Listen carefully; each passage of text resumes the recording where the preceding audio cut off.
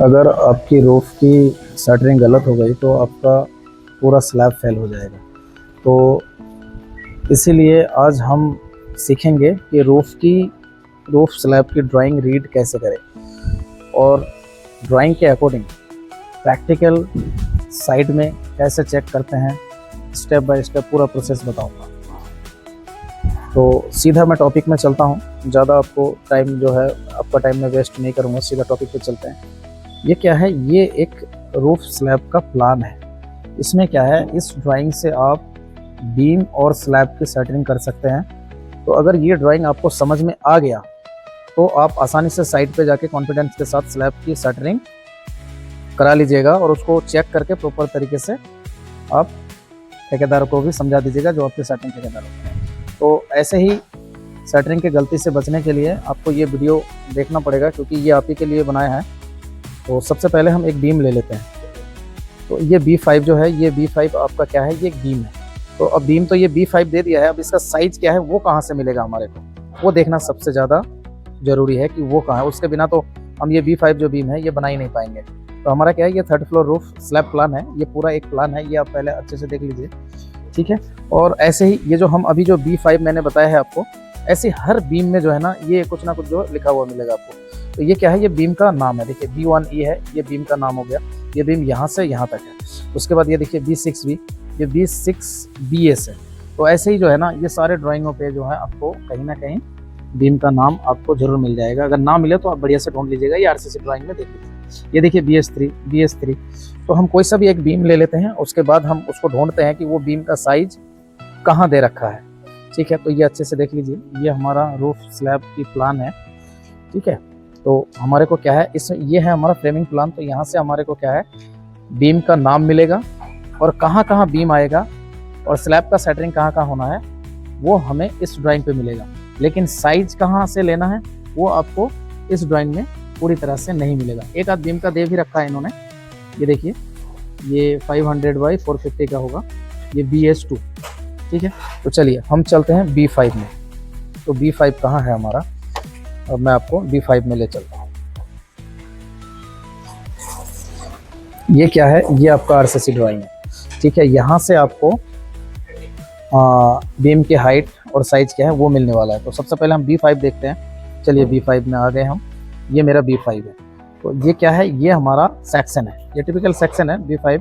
ये टिपिकल का मतलब क्या है कि सारे जितने भी स्लैब की रूफ का बीम का जो सेटरिंग होने वाला है वो सभी B5 ही रहेगा, सेम रहेगा ऐसे ही, ठीक है। तो ये क्या है, देखिए, ये 450 हमारे को मिल गया हाइट, और ये जो विड्थ है ये हमारा क्या मिल गया, 600 मिल गया। तो 600/450 का क्या है, ये बीम की साइज है। तो हमारा सेटरिंग लगाने से पहले क्या होगा, विड्थ जो हमारे को बॉटम बनाना पड़ेगा, ये 600 mm विड्थ का। तो ठीक है, तो यहाँ से हमारे को क्या हो गया, हमारे को साइज मिल गया यहाँ से। अब हमारे को क्या है, स्लैब का साइज कहाँ मिलेगा, हमारे जो रूफ की जो स्लैब कास्टिंग होगी उस स्लैब का थिकनेस क्या है वो कहाँ से मिलेगा, तो वो भी मैं आपको बता देता हूँ। ये देखिए स्लैब शेड्यूल है, ठीक है। स्लैब शेड्यूल में क्या दे रखा है, ये आ जाइए, स्लैब थिकनेस, ये देख लीजिए आप, ये लिखा हुआ है स्लैब THK का मतलब होता है थिकनेस। ये आपका देखिए 200 mm दे रखा है, 185 दे रखा है, 175, 160, 160, 160। ये कहाँ दे रखा है वो भी मैं आपको बता देता हूँ। ये देखिए आप यहाँ से आइए, ये S1E, S1, S2E, S2, S3, S4। तो हमने क्या किया, हमारे को बीम को मिल गया। बीम की अगर आपको साइज ढूंढना है तो आपको आपके पास RCC ड्राइंग होना चाहिए, जो मेरे पास जैसे आप ये जो ड्राइंग देख रहे हैं ये RCC ड्राइंग है, ठीक है। तो इससे क्या किया, मैंने बीम की हाइट ले लिया B5 का, ठीक है। यहाँ से क्या हो गया, मेरा 450/600 का जो है मेरे को बीम का साइज मिल चुका। तो अब मैं चलता हूँ रूफ वाले फ्रेमिंग प्लान में चलता हूँ अब सीधा। तो ये देखिए, ये जो B5 है, B5 क्या हो गया, इसका जो बॉटम का साइज है वो 600 mm हो गया। हाइट क्या रहेगा, वो 450 रहेगा, ठीक है। तो इसी तरह से आपको इस ड्राइंग का जो है पूरी बीम की आपको सेटरिंग करना पड़ेगा। और जब आप बीम का सेटरिंग कर लेंगे तब उसके बाद क्या आएगा, आपका रूफ का सेटरिंग आएगा। तो रूफ क्या दे रखा है, जैसे देखिए S2, ये कमरा आप देख रहे हैं, ये देखिए, ये बीम के अंदर अंदर जो आपको खाली जगह दिख रहा है प्लेन, ये आपका S2, ये आपका क्या हो गया, ये रूफ हो गया। ये बीम जो है ये आपके जो है बीम के टॉप के बराबर में जो है ये आपका जो सेटरिंग लगेगा इसका, ये जो आपका कमरे का है, ठीक है। ये देखिए, ये S2 हो गया, ये भी एक कमरा है, ठीक है। ये बीम के जो अंदर अंदर जो है ये एक कमरा है, S3, S1, ऐसे पूरे ड्राइंग में दे रखा है। तो ठीक है, ये आपका मिल गया। अगर आपको इसकी जो थिकनेस है ना, थिकनेस कहाँ मिलेगा, वो RCC ड्राइंग में मिलेगा। S2 का थिकनेस मैं आपको बता देता हूँ, स्लैब का थिकनेस क्या रहने वाला है वो मैं आपको बता देता हूँ, ठीक है। ये देख लीजिए, ये S2 आते हैं हम, कौन सा, ये नीचे से 3 नंबर वाला है, तो हम यहाँ चलते हैं, नीचे से 3 नंबर बोला 160 mm, तो 160 mm थिकनेस है। ये देखिए ये क्या है, ये कैम्बर है, ये कैम्बर 5 mm, आपका 8 mm, 6 mm, ये कैम्बर दे रखा है। कैम्बर एक्चुअली क्या होता है, जब बीम का स्पेन ज़्यादा होता है ना, तो वहाँ से क्या होता है 6 mm 8 mm जो है ऊपर की तरफ उठा दिया जाता है, ताकि बीम जब सेटल होता है तो सेटल होने के टाइम वो प्रॉपर तरीके से सेट हो जाता है फिर, तो इसीलिए वो कैम्बर दिया जाता है। तो मुझे उम्मीद है कि आपका डाउट क्लियर हो गया होगा, क्योंकि ये जो फ्रेमिंग प्लान है अगर आप इसको सही से रीड कर लिया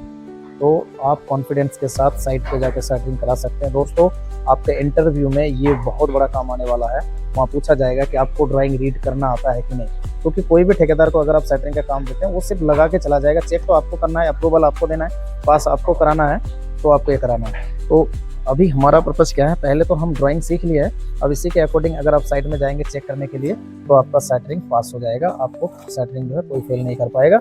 और अगर इस तरह से अच्छे से आपने काम करा दिया तो आपकी इंक्रीमेंट पक्का है। तो सबसे पहले हमने क्या सीखा, ये हमारा रूफ की फ्रेमिंग प्लान है। यहाँ पे हमारे को बीम और रूफ कहाँ कितना कौन सा साइज का क्या आना है वो आपको आरसीसी ड्राइंग में मिलेगा, वो मैंने आपको दिखा दिया है। और नेक्स्ट वीडियो में हम बात करेंगे कि स्टील बाइंडिंग जो वर्क होता है बीम का और रूफ की जाल का, वो कैसे चेक करते हैं वो मैं आपको नेक्स्ट वीडियो में बताऊंगा। तो मेरी वीडियो अगर आपको अच्छी लगे तो दोस्तों सब्सक्राइब कर लीजिएगा, अगर आप यूट्यूब से देख रहे हैं तो सब्सक्राइब कर लीजिएगा। मैं आपको 500 सब्सक्राइब का चैलेंज देता हूँ। मैं अभी ऐसे ही जो है ड्राइंग के रिलेटेड बहुत सारे वीडियो लाने वाला हूँ, जो कि बहुत ही आपके लिए इन्फॉर्मेटिव होने वाला है। आप अपने दोस्तों को भी शेयर कर दीजिएगा, क्योंकि मैं अकेला बंदा हूँ, खुद शूट करता हूँ, खुद समझाता हूँ और फिर वो करता हूँ। मेरे पास ना तो कोई बड़ा कैमरा है ना कोई ऐसा फैसिलिटी है दोस्तों, तो प्लीज़ इरिटेट मत होना। वो कहते हैं ना कि नॉलेज कहीं से भी हो आपको मिलना चाहिए, ठीक है। वीडियो क्वालिटी भी अगर कोई थोड़ा सा ख़राब आए तो उससे आप इरिटेट मत होना, नेक्स्ट टाइम धीरे धीरे सुधार आ जाएगा। अगर आप लोगों का सपोर्ट रहेगा तो बिल्कुल मैं अच्छे से जो है आप लोगों के लिए काम करूँगा। और अगर आपको समझने में क्लियरिटी नहीं आ रहा है तो मुझे आप कमेंट में ज़रूर बताना, यही वीडियो मैं दोबारा अच्छे से बना के रिपीट करके आपको भेजूँगा, ताकि आपको समझने में कोई दिक्कत ना हो। तो मुझे उम्मीद है आप इस ड्राइंग से सीख गए होंगे कि बीम का नाम क्या है और कहाँ से ढूंढ के आपको उसकी जो साइज़ निकालना है। तो धन्यवाद आपको, थैंक्स फॉर वॉचिंग।